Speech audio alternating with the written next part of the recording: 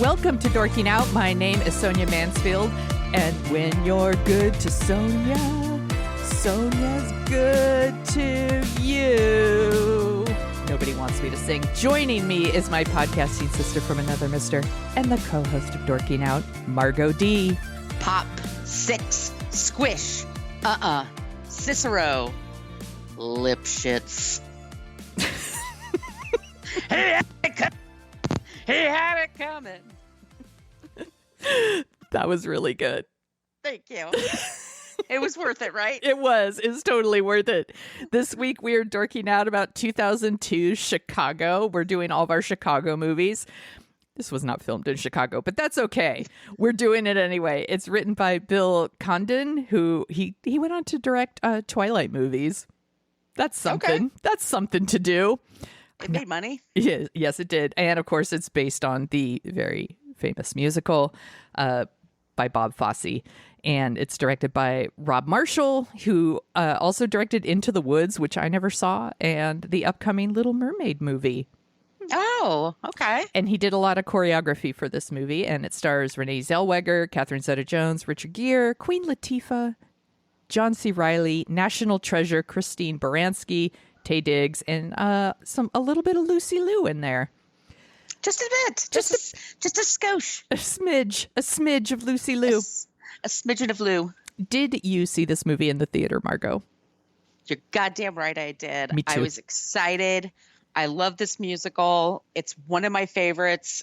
I just love it from beginning to end. I'm a big nerd for it, and it was around Christmas time, and I went to the Ziegfeld in New York, which is this huge theater that sadly is no longer playing movies. It held like over 1,000 people. Damn, that's a huge movie theater. Yeah, I saw the Titanic there too. And it was like, I remember sitting there like, wow, there was as many people in the Titanic as there are in this theater right now. Oh my gosh. Like, yeah, right? But I love seeing stuff there when it was musicals, because all the theater geeks go to those shows. Mm-hmm. And then they start clapping when they see their friends and all the references. When Cheetah Rivera shows up, like the place went bananas. It was so fun. I saw this in the theater too. A friend of mine was visiting, and he actually worked for Miramax at the time. And he was he came to town, and he's like, "Let's go see Chicago," because he's like, "I know you're gonna super love it." And he was not wrong. The minute the movie was over, I was like, I kind of want to stay in the theater and see it again. Yeah, because I really love musicals. I think they're super fun, and this one is really fun, and the music is awesome and super catchy, and I really like the people in it. I really like this movie, and I remember like that same friend sent me the like for your consideration DVD for it because I love the movie so much. That is a good friend. He is a good friend, and because it wasn't out on DVD at the time, obviously, and I was able to just watch it over and over. I was so happy to have that connection and get to see it again. And if you haven't seen Chicago, stop what you're doing and go watch Chicago and come back. This movie was a big deal. Like first of all, it showed how powerful Miramax was at the time, right? Because Harvey Weinstein, bullied this movie into so many. It got like 12 Oscar nominations. It won 6. I'll talk about the other movies that were nominated the same year, but it won Best Picture, and it was the first musical to win Best Picture since like Oliver in 1968. And Oliver. That's not a great movie. No. And I'm pretty sure there were a lot of other really great movies in 1968. So this one Chicago has Renee Zellweger as Roxy Hart, and she like murders her. She's cheating on her husband. She murders her lover after he like lies to her about helping her career. He kind of shoves her around, but I don't know if he deserved to die, or maybe he had it coming. The song has me convinced. Exactly, Sonia. It was a murder, but not a crime. Lipschitz. He had it coming. And then we have Catherine Zeta-Jones. Gorgeous. She's just, I have no words fail me how gorgeous she is. She's so beautiful with the bobbed hair. Yes. Oh, The movie opens with her singing all that jazz, and she is just, it's fucking sex on the stage. Like, she's so fucking sexy in that opening number, and she's so good in this movie. And once again, like, people like to they kind of shit on Chicago because it won, Oscars, and they're like, this should have won or that should have won. I think she's super awesome in this movie, and I love Catherine. She holds it together. She does. I think she does too. And she is, she's such a good performer too. I was just so impressed with her. And she murdered her husband and her sister after she caught them having an affair. Once again, it was a murder, but not a crime. And they're on death row together, basically, or murderer's row. They call it murderer's row, right? Mm-hmm. And who else do we got here? We got John C. Reilly as the nicest husband ever. Married. Very understanding man. Very, very understanding man. Married to Roxy Hart, willing to stand by her through all of this. And I tweeted this out, but I want to say it again. John C. Reilly in this movie is so great. Mm-hmm. And I remember seeing this movie and not knowing that John C. Reilly had this in him. Not that I didn't think John C. Reilly can't act. He can act. He's so great. But I had no idea that he could do musicals, and he's really, really great in this movie. He has some heart to him. He's the only person that has a conscience. Yes. I think. Yeah. Yeah. And then we get Queen Latifah as matron Mama Morton. She's so good. I love Queen Latifah in this movie. I love everyone in this movie, but I love Queen Latifah. When You're Good to Mama is such a great performance, and it's fabulous. Yeah. And she looks amazing. She looks great. I love it that when Roxy kind of gets under her skin, because first it's Velma that she's all about. Yes. And then Roxy goes to jail, and then she's on the Roxy train. Then she has a blonde bob. That made me laugh. So I forgot about that scene. I laughed so hard. Dominic West. Yes. Early Dominic West, smoking hot. Mm-hmm. True. He's in there. There's so many. What do you think of Renee Zellweger? I think she's good in this movie. I did rewatching this movie. I was distracted by how very, very skinny she is in this movie. And I'm not trying to look shame people. She's very, very skinny in this movie. But I think that is the character. She is supposed to be that skinny. That's the whole thing, right? She's got like a little bit of talent and skinny legs or something is what Fred Casey says to her. Like, she's supposed to be, but it was a little. I think she's very good in Catherine this. Zeta-Jones. Yes. Who's like just voluptuous. Yes. And has muscles in her shoulders, and she's scrawny. But it could have been all that dancing. I mean, for sure. They're dancing constantly, and I feel like they all do a really good job. She does a great job of that Honey Bunny of mine. Like she does a great job with that. I mean, she looks great in the 20s clothes. I love all the clothes. I would wear anything from this movie. Absolutely. It looks cosign so good. And this movie, almost everyone in this movie, I had no idea that they were capable of this.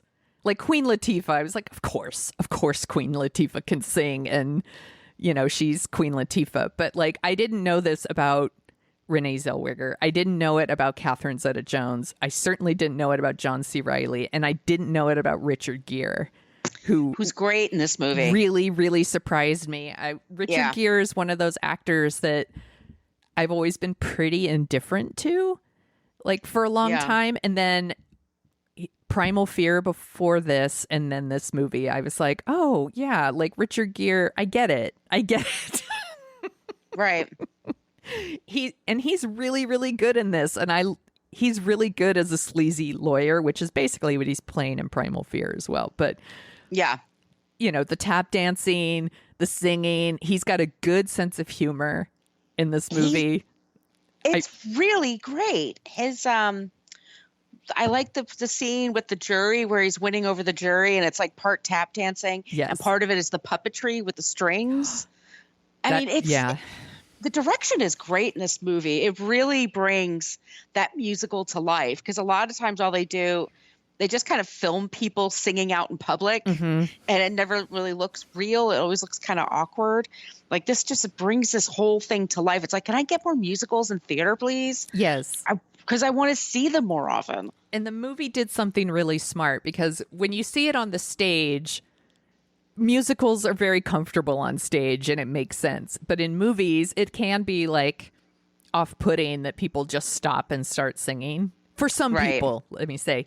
And the movie did a really smart thing where the musical is happening in Roxy Hart's head. And it does a really good job of switching between what is real life and what is going on in Roxy's head. And how it's filmed, like real life is a little bit more gritty. And then the musicals are more outlandish, I guess, because they're musicals. And it's just really, really well done. The art direction is incredible. Yeah. This really great. This movie is, once again, people shit on it because it won a lot of Oscars, but it won a lot of technical stuff because technically it's really fucking good. It holds up. I think so too. I think this movie moves. It moves. Yeah. It moves at a great pace. They don't even use all the songs. I mean, they took a couple of things out. Yeah. But I think it really pays off. I love the last scene when they're dancing together. Me I mean, too. it looks like Renee Zellweger is about to pass out. Yes. I mean, yeah, Catherine Zeta-Jones is dancing circles around her. I think she just has more training. For sure. Than Renee Zellweger, but Catherine Zeta-Jones, I mean, she's so beautiful. She's so, the American accent that she does is great. Yes. She looks scared when she needs to look scared. She's sexy when she needs to be sexy. It's just such a performance. It's so wonderful. And these are tough roles. Like, they're playing murderers. Like, especially Roxy. Roxy's kind of a piece of shit. Oh, she's terrible. She's a terrible person. She, murdered someone for lying to her, and it turns out he's married with 5 kids. And, once again, it was a murder, but not a crime. She's kind of a piece of shit. So, it's a testament to Renee Zellweger's performance that you're with Roxy throughout the movie. You kind of root for her because she's Renee Zellweger, I guess. But yeah, she's kind of, once again, you're right. John C. Reilly is the only one who's with something of a conscience. Yes, he's John C. Reilly and the Russian woman, the one innocent woman on Murderer Row. Know. I'm like, that part's so sad. I love the little touches though that they don't have blood. They have scarves, like red scarves that kind of shoot out to be the blood. I mean, it's very theatrical. They take all those tricks from Broadway and they put them in the film, and it works beautifully. And the songs are so fucking catchy. Good. I was going to ask you, what is your favorite number?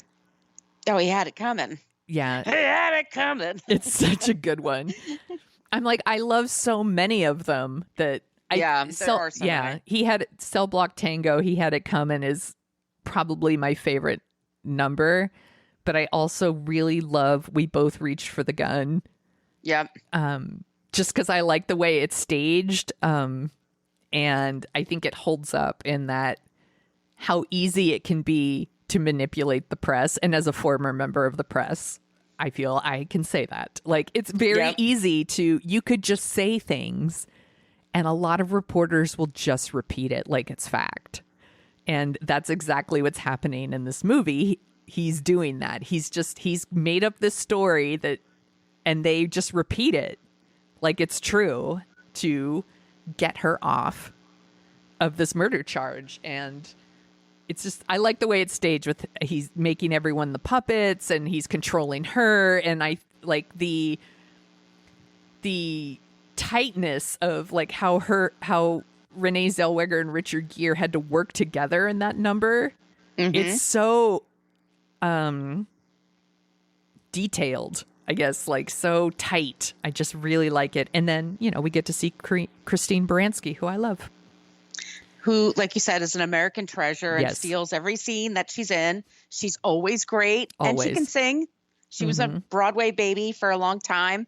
And she's wonderful. I'm trying to think who else is in this movie. Maya is in the movie? Is it Maya? Yeah, Maya. She's a singer. And she's the Lipschicks or whatever. Lipschicks. Yeah, Maya. Yeah, she's in this. And then we have John C. Reilly doing Mr. Cellophane, which he's so good too. Like, he's so good. And I'm like, I love that makeup. I love that number 2. And I said number 2. Like, he's really great too. I have a lot of favorite. I love I Can't Do It Alone. I think that one's really great. I love the number at the end. I like all the numbers, basically. It's so funny did you just see Fosse Verdon on FX? No, I didn't watch it yet. Should I? Okay. Yes. Okay. Gwen Verdon deserves a lot of credit working with Bob Fosse and being his muse. And she was the one that really wanted Chicago to be a musical. She found that play. She helped bring the group together. She is just a fascinating woman. When it first went on Broadway in 1975, it wasn't a big hit. It did okay. It did fine. But people thought it was too cynical, which is hilarious because I think it's true to life. But when it came back in the 90s, especially after like the OJ verdict and things like that, tabloid TV, what they smartly did is they took the production, and the original production was very over the top, like a carnival kind of atmosphere. And they stripped it down. What's been done since then is just a very stripped down version. Everyone's just in black, leotards and shit. And it just makes it. I saw it with Bebe Neuwirth. Oh, God. She's so good. Oh, my God. She's good. And Anne Reiking. Nice. Yeah, it was really incredible. It's, like I said, it's one of my favorites. And I think they just do such a nice job. And the choreography is fresh. It's a little Fosse, but they also, because for me, a little Fosse goes a long way. Jazz hands. A lot of jazz hands, a lot of hip swiveling. Like they kind of like, they use the space really well. And Rob Marshall did a lot of the choreography. I mean, I couldn't believe like how much I was enjoying it again. Like it was the first time or something. I just really got into it. There's so much energy here. It's great escapism. Yes, it is. There's the energy of it. That's, I think, what I was responding to. It's just, and like I said, it moves, and all the numbers are so good, and they're staged so well. And I'm not watching it and just waiting for the next musical number. Like the stuff in between the musical numbers is really good too, because everyone is so talented and everyone is so good at what they're doing, and they hired really great actors for these parts, and I was into it. Lucy Liu is funny as shit when, like, once again, like, murders her. I love the idea that basically a lot of women start murdering their husbands in this movie. I wonder why this speaks to me. I don't know. I wonder why, Sonia. There seems to be an epidemic of women murdering their husbands in this movie, but like Lucy Liu murders her husband, and she's an heiress and she just doesn't give a fuck. And as they're bringing her into jail, like her interactions with the reporters, she's like kicking them in the balls. She's just really outrageous, and it made me laugh out loud. I love Lucy Liu. She's always great. She is one of those people when she shows up and you're like, at least I get to see Lucy Liu. There's some Liu here. Yeah. And that's how I feel about Queen Latifah too. She's one of those people that's really, she's special. Like when she shows up.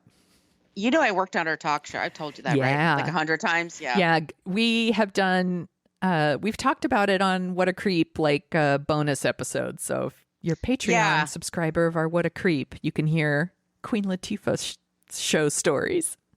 It was pretty incredible. She used to sing all the time in between sets, in between, camera setups and stuff. And at the time, most people just knew her as a hip hop artist.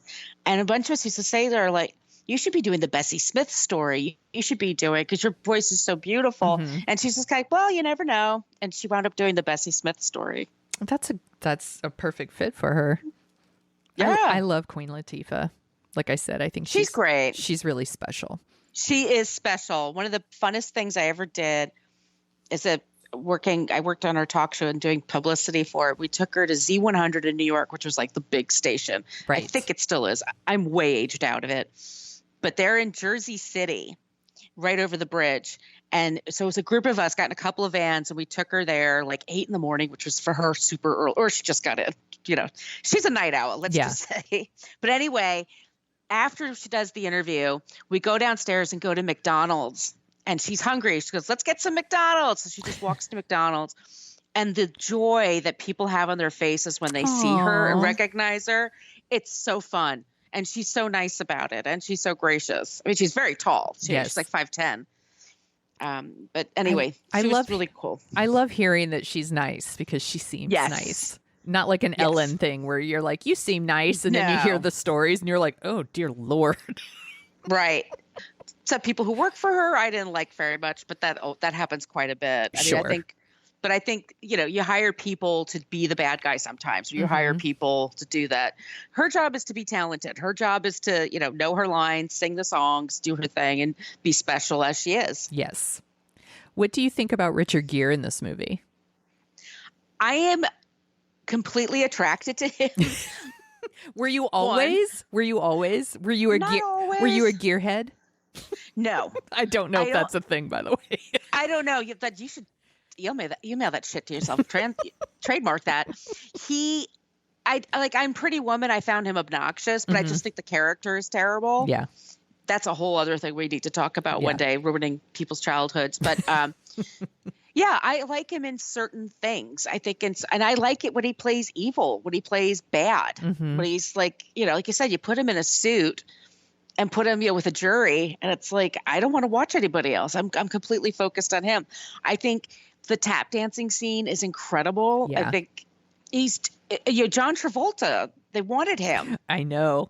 John Travolta makes such bad choices sometimes. He makes such bad choices. I don't get it. And either that or he's too expensive, because we've heard from our friends that he has to have like the 5-course meals and the this and the that before he even signs the paper. Like this has to be, and it might have been like, no, it's a lean and mean production. You got to be. I don't know. I don't know. I think I would have been interested to see John Travolta do this. But Richard Gere is such a great choice because we know he's a good actor. And like you said, he could play a bastard. He could play. He's so good at playing a sleazy guy. Yeah. But to watch him sing and dance. And there's that whole thing with him and Renee Zellweger. It's like the ventriloquist and the ventriloquist dummy. That takes a lot of skill and work to make that look real. And he does a great job. I think he was perfect. I think so too. He put in the work to do. You could tell, like. And I don't mean that in a bad way, like, oh, it looks like work. Like, he wanted it, and you could tell, like, he's really good in it. He's really good. Committed. The, like, all I care about is love. Like, he's playing such a scumbag, but like, he's so good at it. And like you said, the tap dancing's really great. I mean, John Travolta might have been really great in this too. I don't know if John Travolta's awesome at playing a scumbag the way Richard Gere is. But I liked him in Face Off. Yeah, that's true. And Robert Kardashian was a bizarre performance he gave. Very. That OJ movie. Oh my God. Very. I could see like a Hugh Jackman would probably be really good. Hugh Jackman the shit out of it. Yeah, he would. Yeah. Hugh Jackman should do more musicals, actually. Greatest Showman was not my favorite. I know people super love it. Right. But I mean, he's really, really talented. My friend saw him, The Man from Oz. He did that on Broadway, and she was like, he's just electric. Yeah. Like, there's so much nice, good, positive energy that just emanates from him. That's awesome. Yeah. I really like him. I remember when he was doing The Man from Oz, I think he's playing Peter Allen. Yeah, and he kisses someone. He kisses another man in the show or something, and somebody in the audience yelled like, "Don't do it, Wolverine," or something, like, it was like total like gay panic bullshit. And someone asked Hugh Jackman about it, and he's like, "I don't want those kinds of fans. I don't care." Like, and I was like, "Yeah." Wait a minute, Peter Allen was gay? I'm just kidding. For all the kids out there, I used to see, he was on talk shows when I was a kid, and he would be like Merv Griffin show. Yeah. And he would like go, "And baby goes to Rio de Janeiro." And I was kind of like, something's up with him. Next, you're going to say Liberace is gay. You're going too far. I know. But yeah, I've never heard a bad word about Hugh Jackman.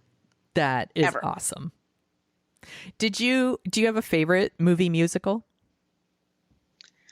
I'm sure I do. Little Shop of Horrors. That's absolutely my favorite. Gosh. I love Little Shop of Horrors. It's one of my favorite musicals.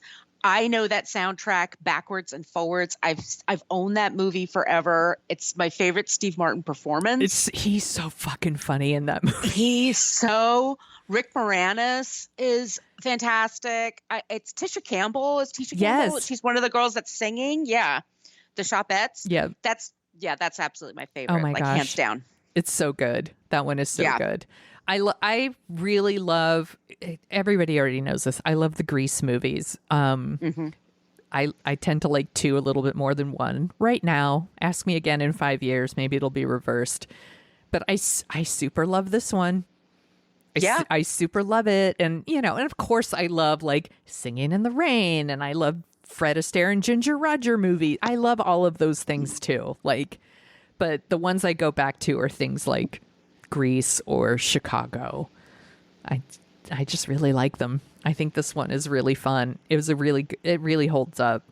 Yeah, it was. Oh, it's especially like a Friday night thing to watch. Yeah. Like if you just want to settle in and just be entertained and forget about the world, this is the perfect movie for that. Yeah. And it just, you can forget about the world, or if you want to, you can think about the world, because the story of this still holds up. It is about like fame and how you get that kind of fame and what you do with it. And we still tend to, we have talked about this so many times on What a Creep, how many people still like talk about Ted Bundy.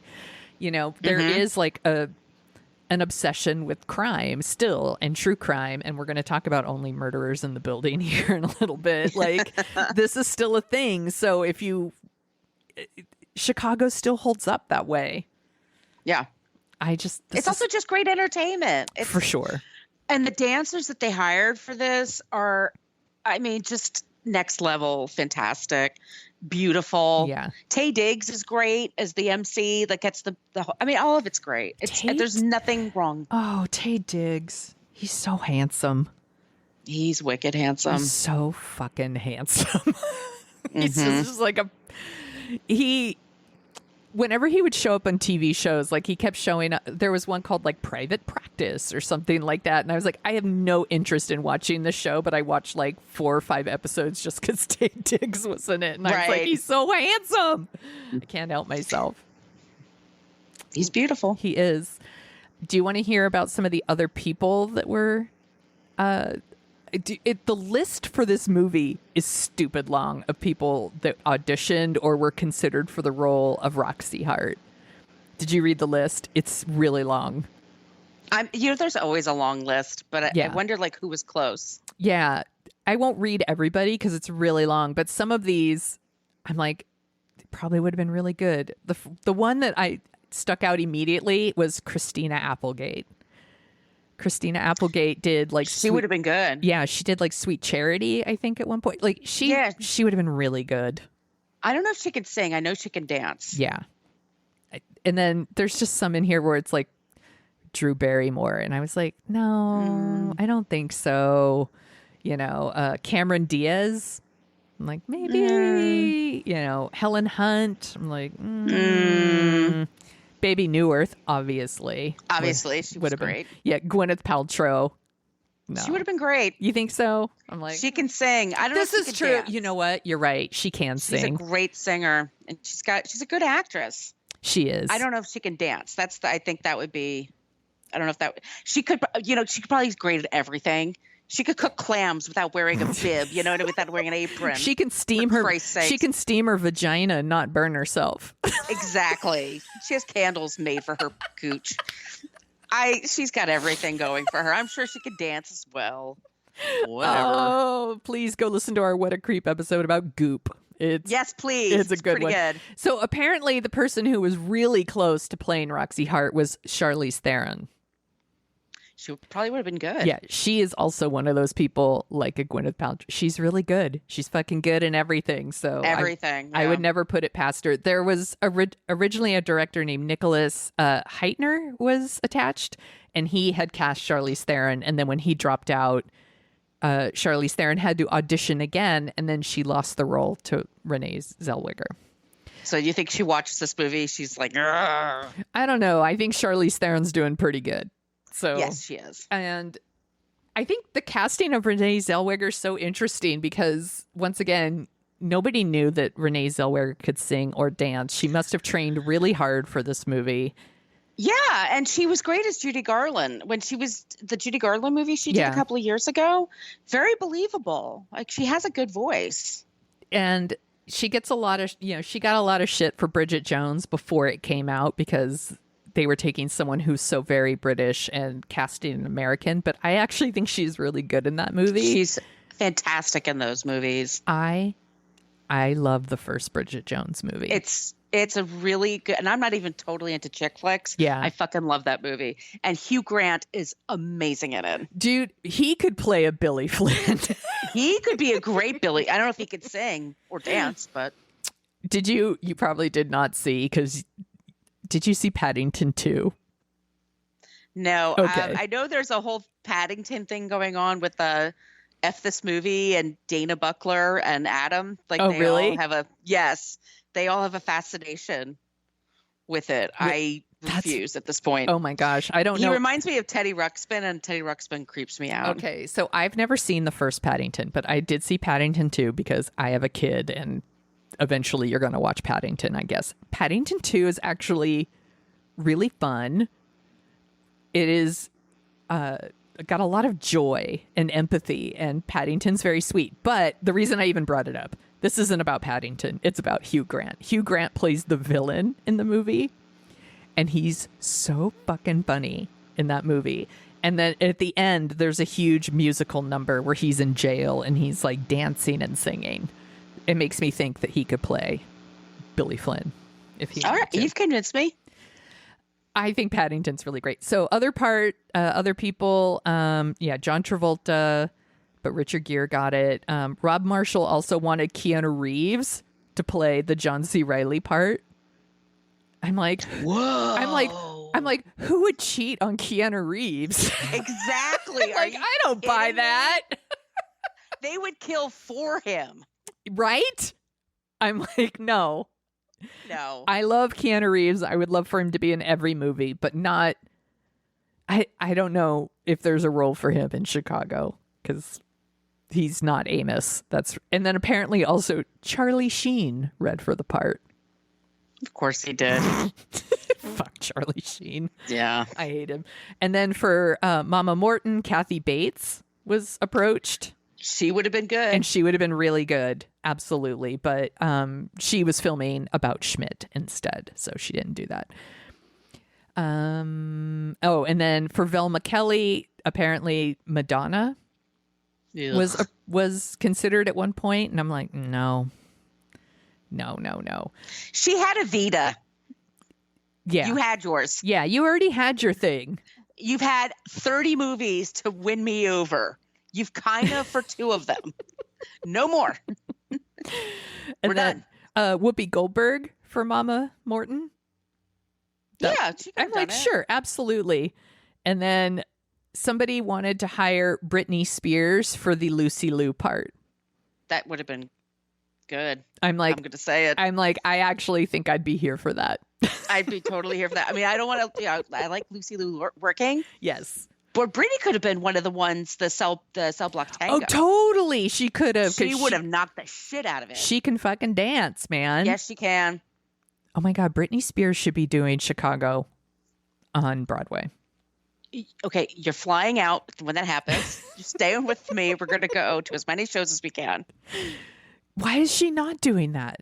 Actually, I'm like, She's why got is to she get not rid of doing- her dad. Yeah, She's got to get rid of her dad, and then she's first got to things first. get rid of your dad, Brittany, and then go to Broadway because you would be fucking killing it on Broadway. And would you like to hear some of the other movies that were nominated for Oscars? Yeah, I want to know what pissed everybody off. Okay, so Best Picture, Chicago won. Also nominated was Gangs of New York. Boring. I'm sorry. That movie just... Dude, almost all of these, you're going to say that. The Hours. Boring. Mm-hmm. The Pianist. No likey. No. Roman Polanski. Fuck off. Yeah, no. And then the other one, and this movie is really good, I think, Lord of the Rings, The Two Towers. Oh, I like the Lord of the Rings movies. Yeah. The two Very much. And The Two Towers is my favorite of all of those. So I get it, but I'm like, Chicago's really fucking good. I'm like, it's great. It's super I'm fine with this one. Fine. Yeah. It holds up super well. It did not win for Best Director because they gave it to Roman Polanski. Why wouldn't they give it to a rapist? And who couldn't admitted be there to accept the award because he's an admitted rapist and he can't enter this country. Yes. We have done a What a Creep on he drugged and raped a child. Yes, seriously. Fuck Roman Polanski. Fuck all of you that want to support him. Yes. Adrian Brody won for Best Actor. Chicago wasn't nominated in that category. I'll keep going. Best Actress. Renee Zellweger was nominated for Roxy Hart, but she lost to Nicole Kidman for The Hours. With the nose. Yeah, she wore the nose. Oh, Max is very upset about this. By the way, everyone in this category is good. Selma Hayek played Frida. She's good in that. Diane Lane in Unfaithful. She's very good in that. And Richard Gere's in that movie, and he's actually really good in that. That's right. Maybe I am a gearhead. You're a gearhead. Julianne Moore in Far From Heaven. That's a good movie too. And Julianne Moore is always great. And then Renee Zellweger, but Nicole Kidman won. Best Supporting Actor John C. Reilly was nominated for Amos. I love that he was nominated, but the winner was Chris Cooper for Adaptation, which he was really good in that. He was great. And that's a good movie. If you haven't seen it in a while, it's really good. And Catherine Zeta-Jones won for Chicago. I think she was pregnant when she accepted the award. Yeah. Yeah. And Queen Latifah was also nominated. And then the other people nominated were Kathy Bates for About Schmidt, Julianne Moore again for The Hours, and Meryl Streep for Adaptation. And Meryl Streep was really fucking good in that movie. But she's won so many times. Good? Right? Yeah. Exactly. Let's see. Where else was Chicago nominated? Best Adapted Screenplay. It lost for The Pianist. Boring. Boring. But some of the other movies nominated were good too. About a Boy. That was pretty good. Mm-hmm. Adaptation, Chicago, and The Hours. Boring. I just like saying it. It's just one of those movies you see at like quad cinemas. Right. And you're going to probably fall asleep, but it's an important movie. Like at that time, I have to see all the important movies because... For sure. Yeah, whatever. So now that we have streaming... What? It's a different ball game now that we have streaming. Totally different ball game. Yeah. The song that plays over the ending credits of Chicago called I Move On, which I really like. And actually, after watching the movie, I was like, I should be putting this song on some playlists because I'm into it. And I move on. The winner was Lose Yourself from 8 Mile. The song's fucking dope. That's a dope ass song. I'm sorry. I know Eminem's problematic as fuck, but that's a good song. It's a really good song. And then Chicago. He's a good rapper. He is. Chicago won for Best Sound. Let's keep going. Art Direction. Of course it won. That's really, it's got really good stuff. It didn't win for cinematography. It lost to Road to Perdition. That's a really great movie. I have never seen it. Oh my God. It's a fucking great, not Sam Raimi, Sam Mendes. Mendes. Yeah. Tom Hanks, Paul Newman's last role. I love Paul Newman so much. It's a little long. Yeah. I'm writing but it's interesting. It's a really good movie. I don't know. It's one of my favorites. I don't know why I haven't seen it. That seems weird to me. We did it for Book versus Movie. It's based on a graphic novel. All right. Wrote it down. And then it also won for costume design, which fucking absolutely. Duh. Everything that Renee Zellweger wears is just all of it. Amazing. I'm like, I Yeah. want to wear all of it. And that's all the movies that were nominated for Oscars. I don't know if we've done 2002 before. I don't think so. So I have the top 10 songs of 2002. I might have to sing some of them. Yes. Because some of them are stuck in my brain. But Puddle of Mud, Blurry. Do I know it? Sing it. Yeah. Da na na na na na na na na na na. Oh, yes. That one. Okay. Yeah, okay. I'm sorry for the lyrics. Usher, You Got It Bad. Usher. Fat Joe and Ashanti, What's Love? Okay, every song in the early 2000s was a rapper. Yeah. And then a woman singing over it. So it was like rap. What's love got to do? It's like that. That was every song. Ja Rule, too. All the Ja Rule songs were like that. Linkin Park, In the End. Linkin Park. You would know it. Yes, I do. Linkin Park was very popular then. Vanessa Carlton, 1,000 Miles. I still love that song. I'm such a basic bitch. I was like, The Calling, Wherever You Go. And I'm like, what is that? And then I had Google, and then it was stuck in my brain for an hour. Yeah. I'll go wherever you may go. That song was in like every romantic comedy trailer in 2002. I hope they made a lot of money from that. Then we got a couple of Nellies. We have Nelly with Dilemma, and I think it's Kelly Clarkson. Oh. No, Kelly Rowland. Okay, Those are two different Kellys. Yeah. Nelly's Hot in Here. That song is... That was a dope It's a dope fucking riff. catchy ass song. Ashanti with Foolish. It's another one probably with a rapper and Ashanti going, what is love got to do? And then Nickelback. How You Remind Me. Nickelback. The bane of white boys everywhere. Oh, poor Nickelback. I'm not a fan, but they are such a punching bag. They really They're are. such a punching bag, and they seem like they're perfectly nice guys. They probably are. It's just I don't know how they turned into the punching bag. I mean, I'm fine with it. I'm not losing sleep over it, but no, but it was like Creed. Yeah. And then Nickelback were like, bleh. It was like Creed, Nickelback, and Silverchair. They were interchangeable to me. I was like, I don't know. And I had a friend who liked, I think, a Silverchair song, and I would always joke, that Nickelback song you like. And she's like, no, it's Silverchair. And I'm like, whatever. It doesn't matter. Silverchair's thing was they were Australian. It was a trio, and they were like really young. They were like 17 or 18. Right. They were teenagers. And then one of them had an eating disorder. For years. Yeah, it was really kind of scary. I don't know any of that. Yeah, I had a friend who worked publicity for one of their album CDs, and said, it was kind of dicey for a while. Damn. Yeah. Come to Dorking Out for the Chicago chat and the Silverchair knowledge. I get all the early 2000s one-hit wonders and talk shows that tanked. I know about those. Oh, I love it. Yeah, that's all I got. Yeah. What else are you dorking out about? I really am enjoying. I watched it twice. I fell asleep watching it the first time, and then you know how it goes through it's on Amazon. Yeah. So I watched it last night for real, and it's Lula Rich. I can't wait to hear about this. It's about a multi-level marketing company, and I never say the name correctly because I always want to say Lululemon. They're totally ripping that off. Yes. But it's a couple in their 50s or so, and it's their second marriage. They're Mormon, and between them, they have like 14 or 15 kids. So many fucking kids. That's so many kids. It's a lot of kids. And they start a business selling tights, and it's like these leggings that they're very super comfortable. They always say it's buttery soft. It's super comfortable, and it's something you can wear and be modest, right? So I want to be modest. Yes. Well, some people do. Some people do. It's there's no shame in your game.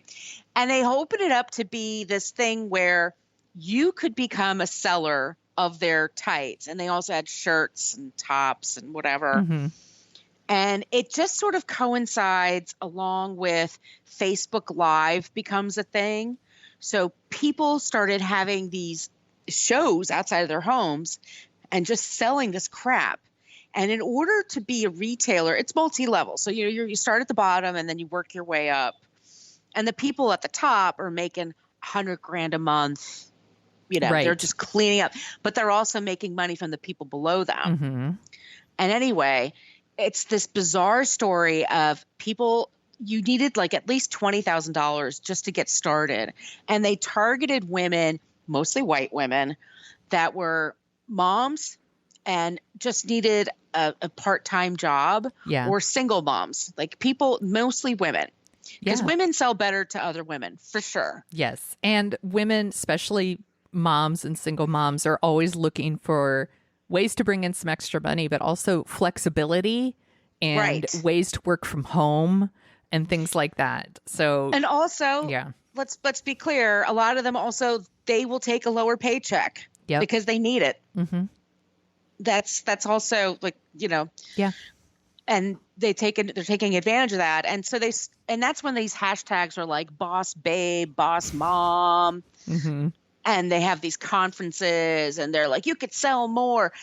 And I don't want to give away too much, but there have been multiple lawsuits. There's a whole thing where they kept trying to make new patterns for these tights. And basically, like, some of the tights look like a bee was attacking your crotch. There was like, I mean, and the quality. Bee was attacking your crotch. It's like a bee heading right for your crotch, and like a giant bee. Nice. Like, it's a very phallic. Yeah. I mean, a lot of these things. Mm-hmm. And the quality just got worse and worse.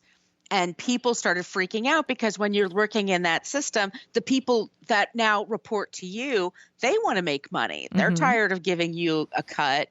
And then, but this stuff is so fugly. You only need so many pairs of tights, right? It is so ugly.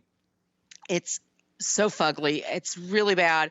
And they managed to get the couple who started this and who had all these lawsuits again. They're being interviewed the whole time. And the whole time they're like, yeah, so we started this company and we, and they have a whole thing where if they really liked you, you got to take the private jet and they would fly to Mexico. And then women would get these stomach staple surgeries. Oh my gosh. Because then all of a sudden everybody had to be skinny. Yes. Like they all of a sudden made that a thing. And they all had to lose weight. It's bizarre. It's so it's so like preying on everything women are vulnerable about. It's on my list. I'm going to be watching this. It's like 4 or 5 episodes, only like an hour each. But you'll got it.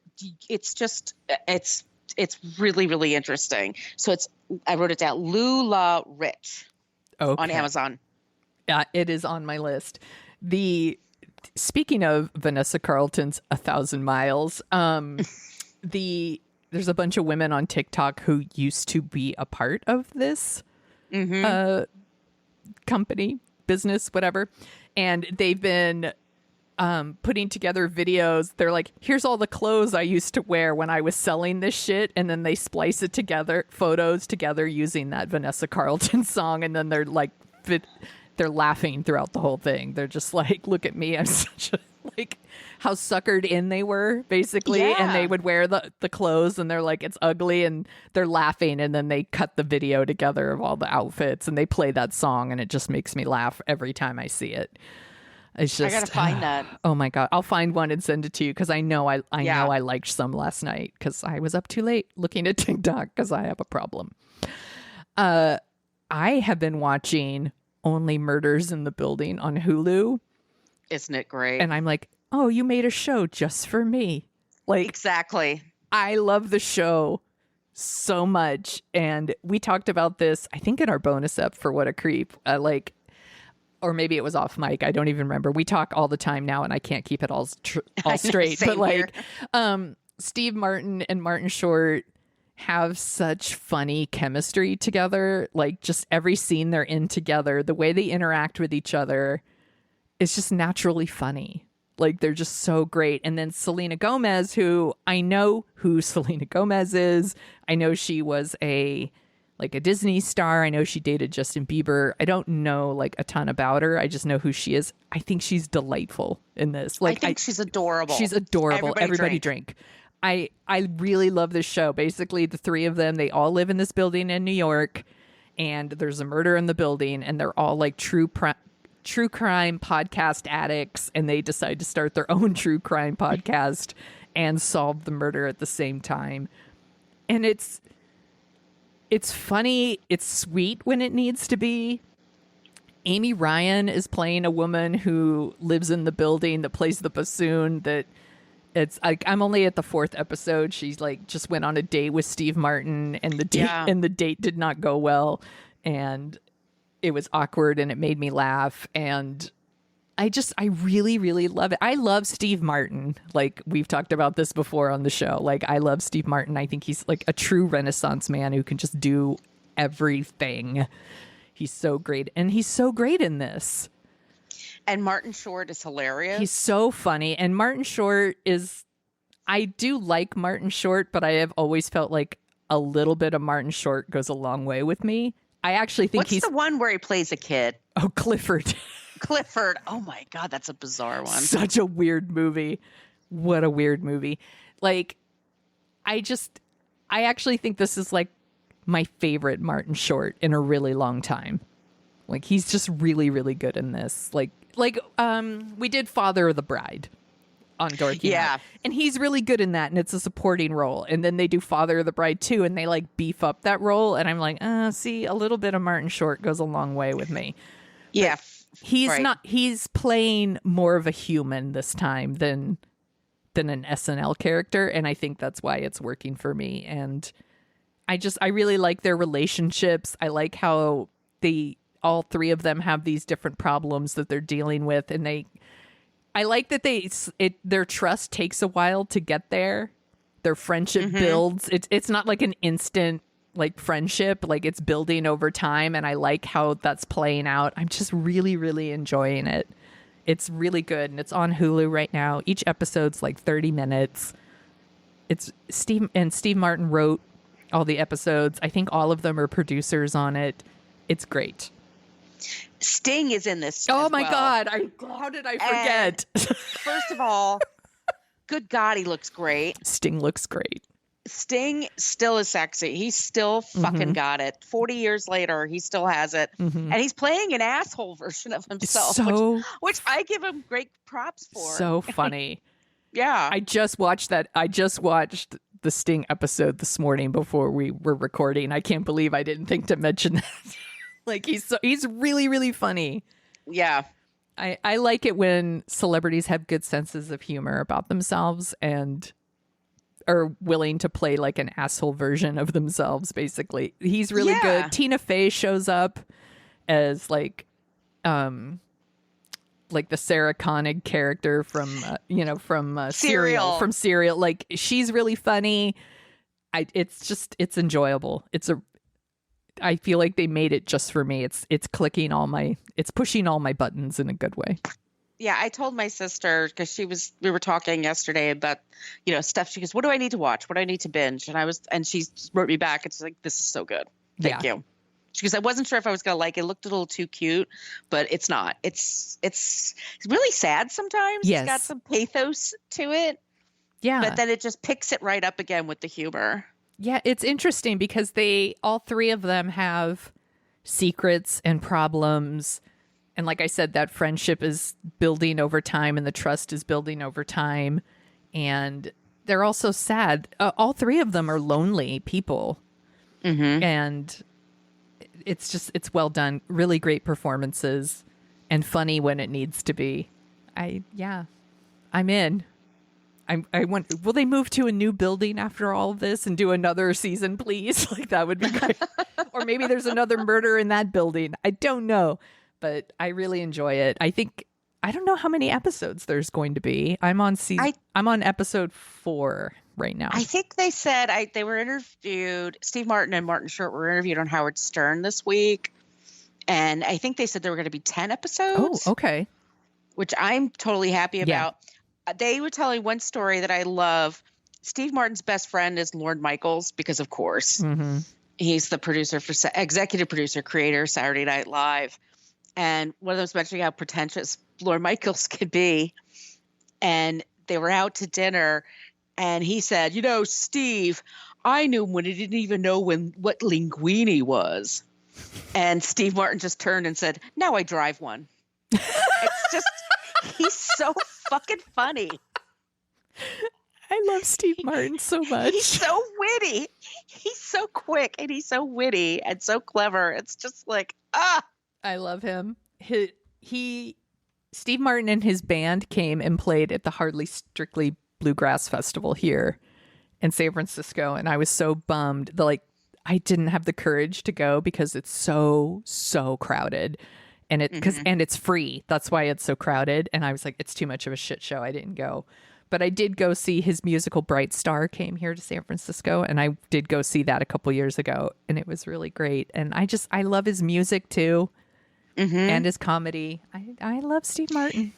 He's married to a beautiful woman who works for the New Yorker, and the rumor is that he writes the jokes for one of the cartoonists, but he won't say which one. I could see that.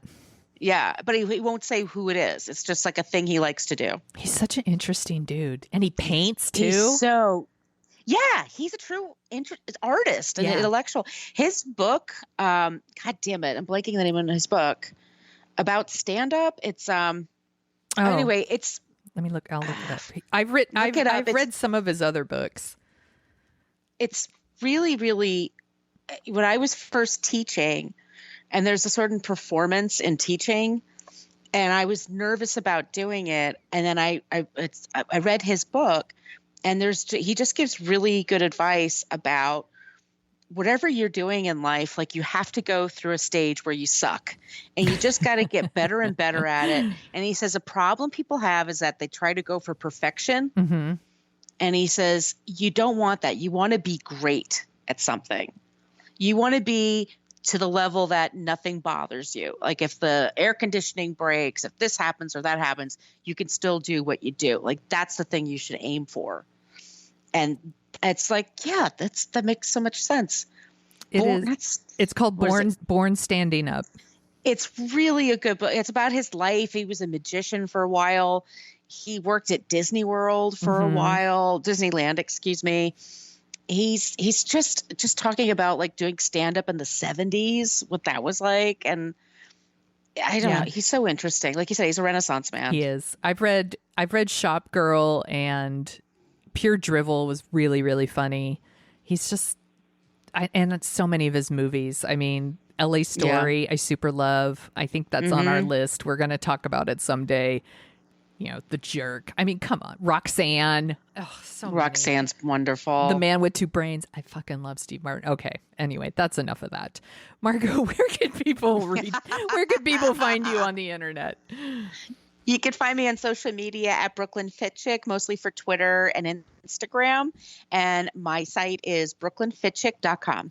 And if you like the sound of our voices, and I'm sure you do, we also host a podcast called What a Creep, where we talk about creeps, and then we end every episode with someone who's not a creep. Please listen. We're having such a good time over there. It's really fun. And you can find me at thesoniashow.com and The Sonia Show on Twitter and Instagram and TikTok.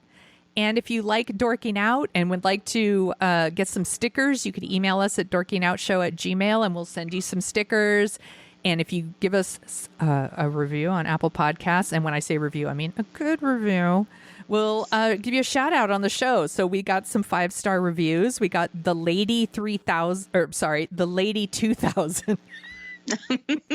Let me say it like this. The Lady 2000 gave us a 5-star review with his original. Sure. Yep. He or her gave us 5 stars. And then they just wrote, great. Which is all you need to say. I love it. Thank you. And then we also got Warrior Rod gave us 5 stars, and a Yanka Angel 5 stars all day long is what she wrote. He or she, they wrote. They. Thank you. Yes, thank you everybody so much. This was super fun. We are going to be back next week with Running Scared with our friend Adam Risky from F This Movie, and I'm really excited. That will be our last Chicago movie before our trip, where Margo and I get to meet in person again and hang out. And I'm gonna hug the shit out of you. I can't wait. I can't wait to hug the shit out of you. Because when you're good to Sonia, Sonia's good to you. Oh.